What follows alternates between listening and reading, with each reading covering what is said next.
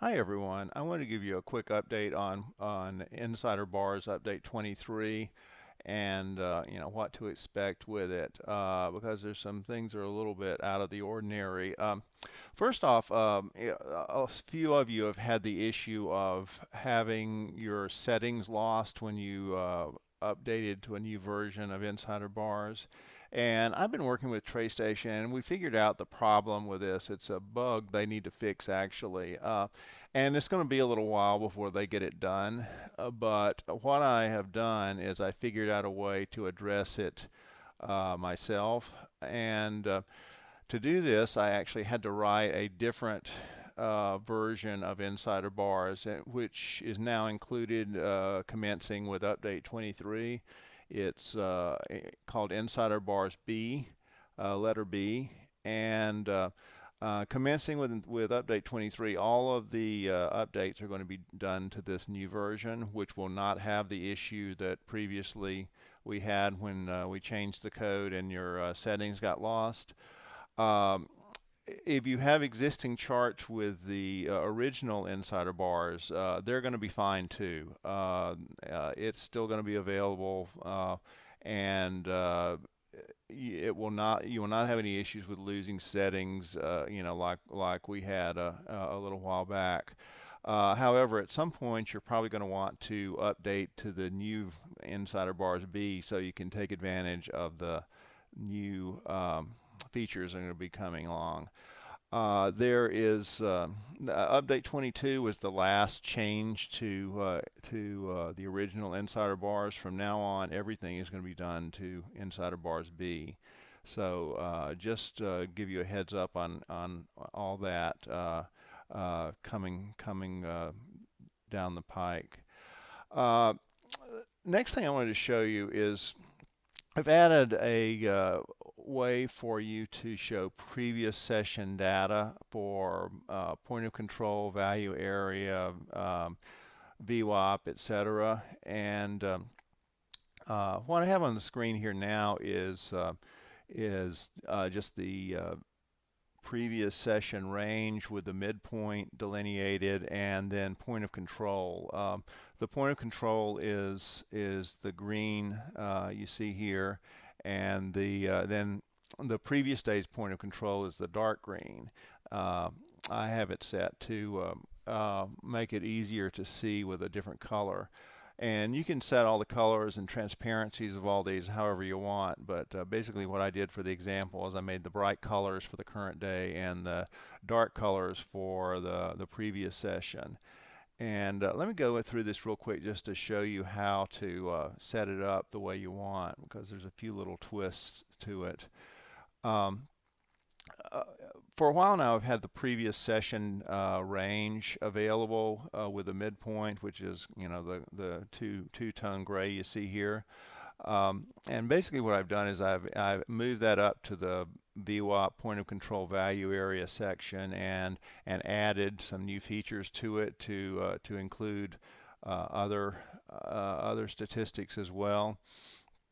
And basically how all this works is that what you'll see for the previous session data is based on what you have chosen for the current session data here. If you chose VWAP only, you would and point of control is checked, you would see VWAP and point of control for previous session, etc.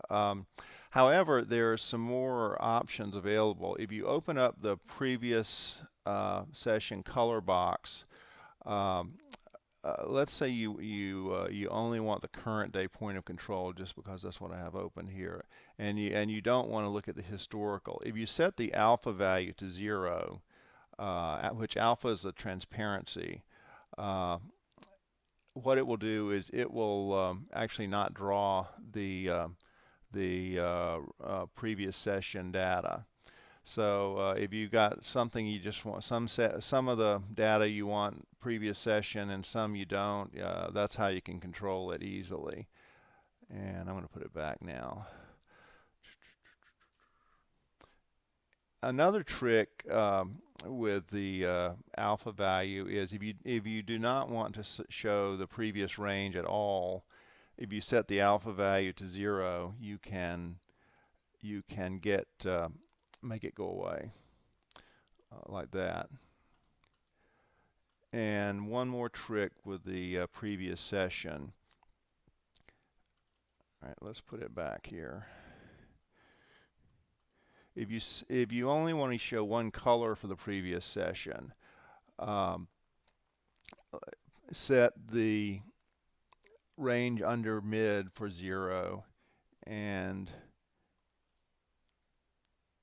then you have one color previous range instead of 2 color. So that's kind of how the settings work. And now let's look at something, let's add a little bit more to it. Let's say we want to use the value area plus the VWAP. So what you can see here is the VWAP, the current day is bright blue, and then